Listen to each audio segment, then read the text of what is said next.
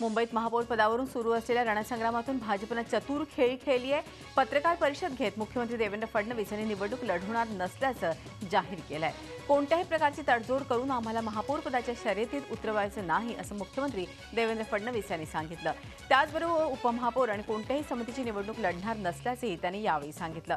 तसंच विरोधी पक्षात बसणार नसल्याचंही त्यांनी सांगितलं। त्यामुळे शिवसेनेला अप्रत्यक्षरित्या मदत होणार आहे। भाजपच्या या निर्णयामुळे शिवसेनेचा महापौर होण्याचा मार्ग आता मोकळा झाला आहे।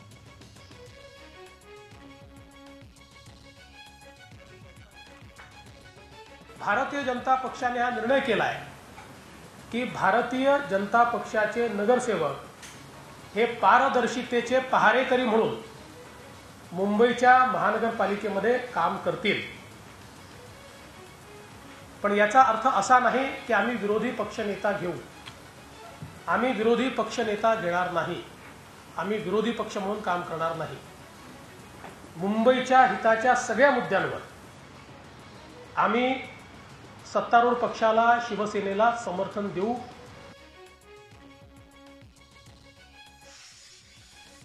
मुंबई महापौर पदाच्या निवडणुकीत न उतरण्याची चतुर राजकीय खेळी करणाऱ्या मुख्यमंत्री देवेंद्र फडणवीस यांनी पालिकेतल्या भ्रष्टाचारावर अंकुश ठेवण्याची तयारी केली आहे असल्याचं जाहीर केलं आहे। त्यासाठी मुंबईसाठी स्वतंत्र उपलोकायुक्तांची नेमणूक करणार असल्याची घोषणा मुख्यमंत्र्यांनी यावेळी केली आहे।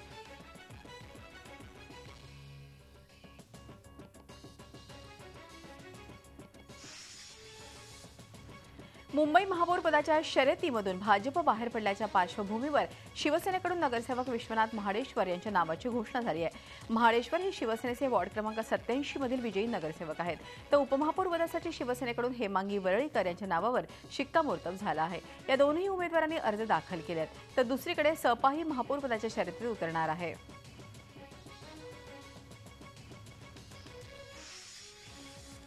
शिवसेनेसोबत बहुमत आहे, त्यामुळे महापौर शिवसेनेचाच असेल आणि मराठीच असेल असा विश्वास संजय राऊत यांनी व्यक्त केलाय। विरोधासाठी कोणी विरोध करत असेल तर त्यांनी करावा, मात्र मुंबईत मराठी महापौर ही परंपराच असल्याचं ते म्हणाले।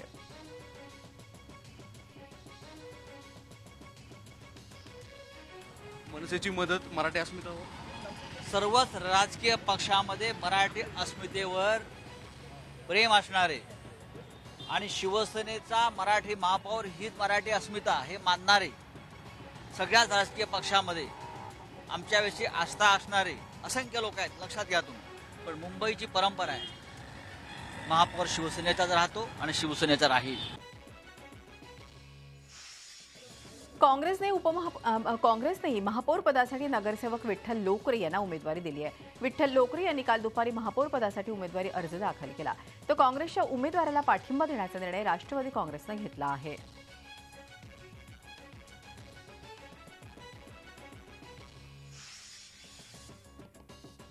पिंपरी चिंचवड महानगरपालिकेच्या शिवसेना गटनेतेपदी राहुल कलाटे यांची निवड करण्यात आली आहे। शिवसेनेचे सचिव खासदार अनिल देसाई यांनी महापालिका आयुक्त दिनेश वाघमारे यांना निवडीचं पत्र दिलंय। पिंपरी महापालिका निवडणुकीत स्वतंत्र लढलेल्या भाजपनं सर्वाधिक जागा जिंकत सत्ता मिळवली आहे, तर शिवसेनेनं अवघ्या 9 जागांवर समाधान मानत आपलं अस्तित्व टिकवलं।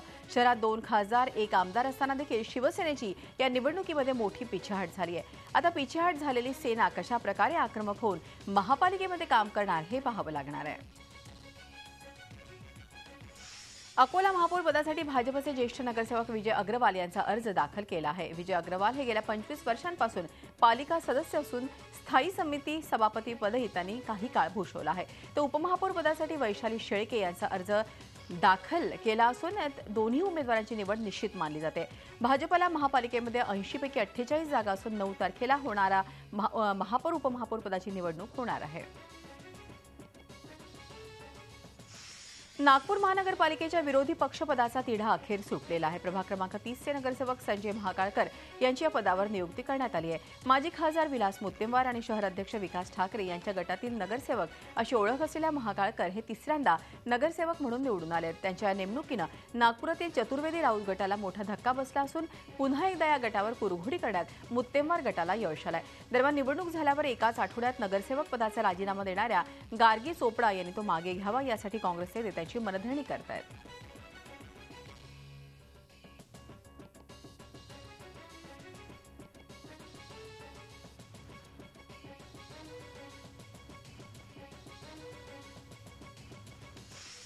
जिल्हा परिषद आणि पंचायत समिती निवडणूक नुकतीच पार पडली। त्यामध्ये लातूर जिल्ह्यातल्या एका मतदान केंद्रावर 699 पैकी 540 मतं नोटा म्हणजे यापैकी कोणीही नाही या रूपात नोंदवली गेली।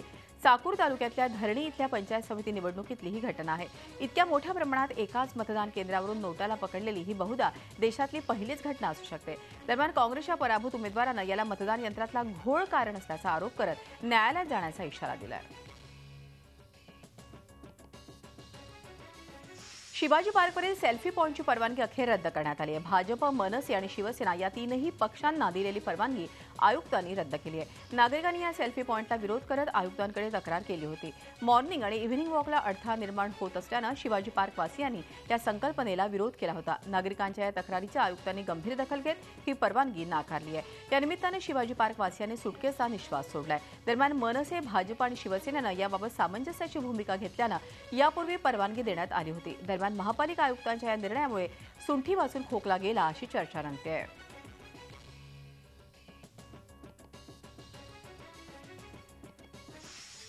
संकेतस्थळ आधारित किंवा ॲप बेस्ड टॅक्सींसाठी महाराष्ट्र टॅक्सी नियम 2017 लागू करण्याचा निर्णय राज्य सरकारनं घेतला आहे। सरकारच्या या नव्या नियमामुळे ओला, उबेर या ॲप आधारित खासगी टॅक्सी सेवा सरकारी नियमांच्या कक्षेत येणार आहेत। त्यामुळे कमाल आणि किमान भाडं किती असावं हे सरकार निश्चित करणार आहे। याशिवाय टॅक्सीचा रंग काय असावा हे सुद्धा सरकार ठरवणार आहे।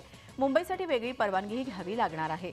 डिझेलवरील गाड्याही चालणार नाही। शिवाय या टॅक्सींमध्ये GPS यंत्रणा बंधनकारक करण्यात आली आहे। काळ्या पिवळ्या टॅक्सी चालकांच्या मुजोरपणामुळे नागरिकांची ॲप बेस्ड टॅक्सी सेवांना पहिली पसंती आहे। मात्र आता ओला, उबेर टॅक्सी सेवेला सरकारी नियम लागू होणार आहेत। जळगावमध्ये माजी मंत्री एकनाथ खडसे आणि सहकार राज्यमंत्री गुलाबराव पाटील यांच्यामध्ये जिल्हा बँकेच्या नोटा अदलाबदलीच्या प्रकरणावरून जोरदार आरोप प्रत्यारोप सुरू आहेत। नोटाबंदीच्या काळात खडसेंनी जळगाव जिल्हा बँकेतून 150 कोटी रुपये काळ्याचे पांढरे केल्याचा आरोप गुलाबराव पाटलांनी केलाय। त्यावर गुलाबराव पाटील स्वतःच फ्रॉड असल्याचा आरोप खडसेंनी केलाय। गुलाबराव पाटील यांच्यावरती अब्रू नुकसानीचा दावा दाखल करण्याचा इशाराही खडसेंनी दिलाय।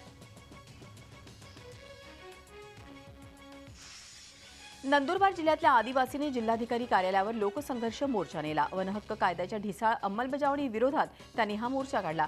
लोकसंघर्ष मोर्चानं 20 फेब्रुवारीला जिल्हाधिकारी कार्यालयावर विशाल मोर्चा काढला होता। यावेळी रात्रभर ठाण मांडून चर्चेअंती लेखी आश्वासनानंतर तो मोर्चा मागे घेण्यात आला होता। मात्र त्या मोर्चाला दिलेल्या लेखी आश्वासनांवर अद्यापही कार्यवाही झालेली नाही। म्हणून पुन्हा या आदिवासींनी आंदोलनाचा मार्ग स्वीकारला। त्यांच्या या अचानकच्या आंदोलनानं प्रशासनाची मात्र चांगलीच तारांबळ उडाली। ज्येष्ठ साहित्यिक आणि आंबेडकरी चळवळीतले विचारवंत डॉक्टर कृष्णा किरवले यांच्यावरती काल कोल्हापुरात अंत्यसंस्कार करण्यात आले। राहत्या घरी डॉक्टर किरवले यांची शुक्रवारी हत्या करण्यात आली। या प्रकरणी संशयित म्हणून ताब्यात घेण्यात आलेला प्रीतम पाटील याला अटक करण्यात आली आहे। त्याच्यासोबत त्याच्या आईलाही अटक करण्यात आली आहे। तिच्यावरती पुरावे नष्ट केल्याचा आरोप ठेवण्यात आलाय। या हत्येच्या CBI चौकशीची मागणी केंद्रीय राज्यमंत्री रामदास आठवले यांनी केली आहे।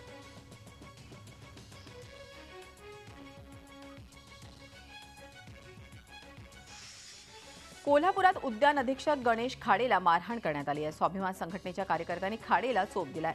खाडे हा कर्मचारी महिलांना अश्लील मेसेज पाठवत असल्याची तक्रार स्वाभिमान संघटनेकडे करण्यात आली होती आणि यानंतर संतप्त स्वाभिमानच्या कार्यकर्त्यांनी खाडेला चोप दिलाय।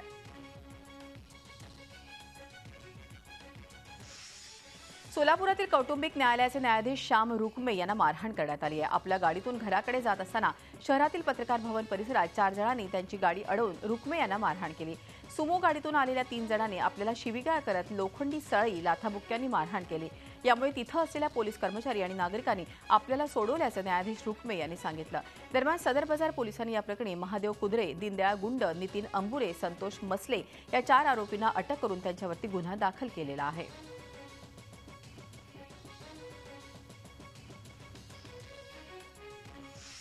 अहमदनगर जिल्ह्यातील पांगरमलमधील विषबाधा प्रकरणी मुख्य सूत्रधार असलेल्या याकूब शेखला अटक करण्यात आली आहे। राज्य उत्पादन शुल्क विभागानं ही कारवाई केली आहे। विषबाधा झाल्यानं 9 जणांना आपला जीव गमवावा लागला होता। या प्रकरणी आतापर्यंत 14 जणांना अटक करण्यात आली असून तपासात हलगर्जीपणा केल्याबद्दल police sub inspector Archana Karpude, constable Ajinath Bandhale आणि भानुदास बांदल यांना निलंबित करण्यात आलं आहे। तर 1 पोलीस निरीक्षक आणि 6 पोलीस कर्मचाऱ्यांची मुख्यालयात बदली करण्यात आली आहे। दरम्यान या प्रकरणातील 2 आरोपी अद्याप फरार असून पोलीस त्यांचा कसून शोध घेत आहेत। रंगमंचावर नाट्यप्रयोग सादर करत असतानाच अभिनेता सागर चौगुले याचा काल मृत्यू झाला। पुण्यातील टिळक स्मारक मंदिरामध्ये राज्य नाट्य स्पर्धेची अंतिम फेरी सुरू होती। कोल्हापूरचा संघ या स्पर्धेच्या अंतिम फेरीत पोहोचला होता. हा संघ 40 कलाकारांसह शाहू महाराजांवर आधारित अग्निदिव्य हे नाटक सादर करत होता आणि सागर त्यात शाहू महाराजांची प्रमुख भूमिका साकारत होता. मात्र नाटकाचं मध्यंतर होण्याआधीच नाटकातले संवाद म्हणताना सागरला हृदयविकाराचा तीव्र झटका आला आणि तो रंगमंचावर कोसळला. सहकलाकारांनी सागरला पुणा हॉस्पिटलमध्ये दाखल केलं, मात्र तिथे सागरला मृत घोषित करण्यात आलं. स्पर्धा परीक्षा देणाऱ्या विद्यार्थ्यांनी पुण्यातील बालगंधर्व रंगमंदिरात तोडफोड केल्याची घटना शुक्रवारी घडली. स्पर्धा परीक्षा देणाऱ्या विद्यार्थ्यांसाठी श्री बालाजी फाउंडेशन या संस्थेच्या वतीनं बालगंधर्व रंगमंदिरात एका कार्यक्रमाचं आयोजन करण्यात आलं होतं. ज्येष्ठ सनदी अधिकारी भरत आंधळे विद्यार्थ्यांना मार्गदर्शन करणार होते. या व्याख्यानासाठी रंगमंदिर कार्यक्रम सुरू होण्यापूर्वीच खचाखच भरले होते, त्यामुळे नंतर येणाऱ्या विद्यार्थ्यांना प्रवेश नाकारण्यात आला. अशा परिस्थितीमध्ये रंगमंदिराच्या प्रवेशद्वारापाशी मोठा गोंधळ उडाला. विद्यार्थ्यांनी प्रवेशद्वार तसंच नामफलकाची तोडफोड केली. या गोंधळामुळे व्याख्यानाचा कार्यक्रम रद्द करण्यात आला. तर या गोंधळामध्ये झालेलं नुकसान आयोजकांकडून भरून घेणार असल्याचं बालगंधर्व व्यवस्थापकांनी सांगितलं. ठाण्यातील गडकरी रंगायतांमध्ये 8वे स्पर्धा परीक्षा संमेलन भरलं आहे. माजी पोलीस महासंचालक प्रवीण दीक्षित, ठाण्याचे पालकमंत्री एकनाथ शिंदे, अभिनेते मकरंद अनासपुरे प्रमुख पाहुणे म्हणून उपस्थित होते. त्यांनी विद्यार्थ्यांना मार्गदर्शनही केलं. चांगला समाज घडवायचा असेल तर स्पर्धा परीक्षांच्या माध्यमातून प्रामाणिक उत्कृष्ट अधिकारी प्रशासनात आले पाहिजे असं मत मान्यवरांनी व्यक्त केलं.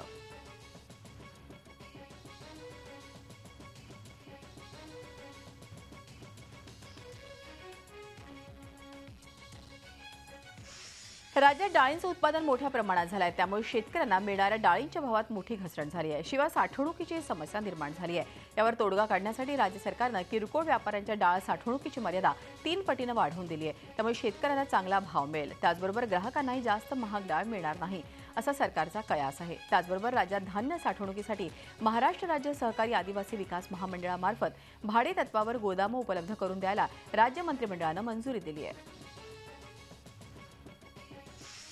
ज्येष्ठ निसर्गकवी नाधो महानोर यांच्या अमृत महोत्सवी वर्षानिमित्त यशवंतराव चव्हाण प्रतिष्ठानतर्फे मुंबईतल्या यशवंतराव चव्हाण संकुलामध्ये महानोरांचा खास सत्कार शरद पवारांच्या हस्ते करण्यात आला.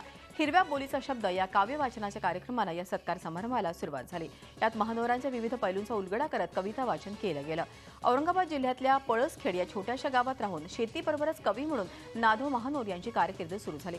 निसर्ग कवी अशी ओळख असलेल्या महानोरांनी मराठी चित्रपटांकरता एकाहून एक सरस गीतांची रचनाही केली. शेतीतज्ञ, कवी, आमदार, पद्मश्री अशा विविधांगी ओळख असलेल्या नाधो महानोरांनी रसिक मनावर राज्य केलं.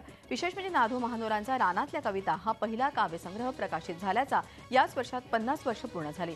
हा दुग्ध शर्करा योगही जुळून आलाय. ठाण्यातल्या येऊर परिसरात join the fight against cancer या उपक्रमाच्या माध्यमातून जागतिक महिला दिनाच्या अनुषंगानं एका अभिनव कार्यक्रमाचं आयोजन करण्यात आलं. या उपक्रमामध्ये शहरातील महिला आणि आदिवासी महिला यांना एकत्र आणून त्यांच्या वैद्यकीय तपासण्या करण्यात आल्या. तर यावेळी आदिवासी महिलांनी पारंपरिक तारपा नृत्याचं सादरीकरण केलं. त्यांच्यासोबत शहरातल्या महिलांनीही तारपा नृत्यात उत्साहात सहभाग घेतला.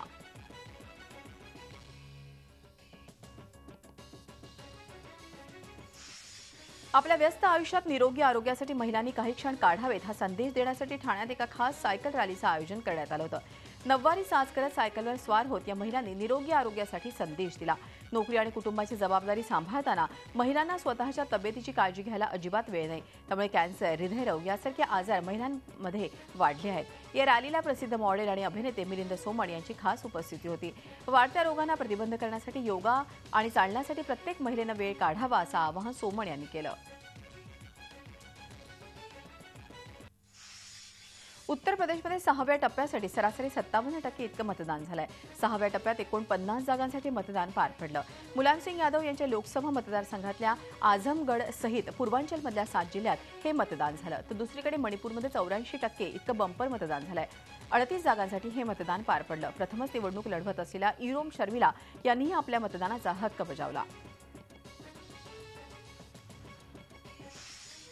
मणिपूर विधानसभा निवडणुकीच्या पहिल्या टप्प्याचं मतदान काल पार पडलं.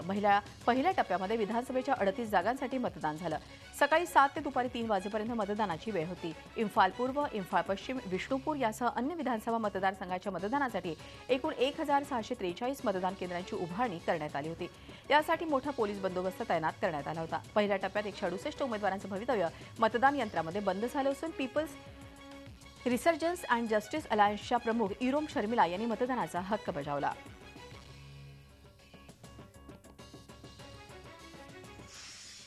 संपूर्ण देशाचं लक्ष लागलेल्या उत्तर प्रदेशातील शेवटच्या टप्प्यासाठी सर्वपक्षीय नेत्यांनी चांगलाच जोर लावलाय. या पार्श्वभूमीवर पंतप्रधान नरेंद्र मोदींच्या वाराणसीमधील रोड शो पार पडला. वाराणसीतून लोकसभेवर निवडून गेलेल्या मोदींनी प्रचारात कोणतीही कसर बाकी ठेवलेली नाही.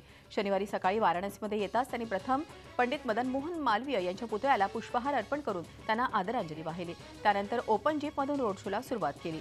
मोदींना पाहण्यासाठी रस्त्यावर जनसागर उसळला होता. हर हर मोदी, घर घर मोदीच्या घोषणांनी सारा परिसर दुमदुमून गेला होता. या रोड शो नंतर पंतप्रधानांनी काळभैरव मंदिर आणि काशी विश्वनाथ इथे जाऊन दर्शन घेतलं. उत्तर प्रदेशमध्ये अखेरच्या टप्प्यासाठी सगळ्याच पक्षांनी जोर लावलाय. त्यामुळे मोदींच्या रोड शो पाठोपाठ समाजवादी पार्टी आणि काँग्रेसचाही रोड शो पार पडला. यामध्ये उत्तर प्रदेशचे मुख्यमंत्री अखिलेश यादव, काँग्रेसचे उपाध्यक्ष राहुल गांधी आणि खासदार डिंपल यादव ह्या सहभागी झाल्या होत्या. यावेळी काँग्रेस कार्यकर्त्यांची मोठी गर्दी बघायला मिळाली. रोड शो नंतर या तीनही नेत्यांनी काशी विश्वनाथ मंदिरात जाऊन दर्शन घेतलं आणि पूजा अर्चाही केली.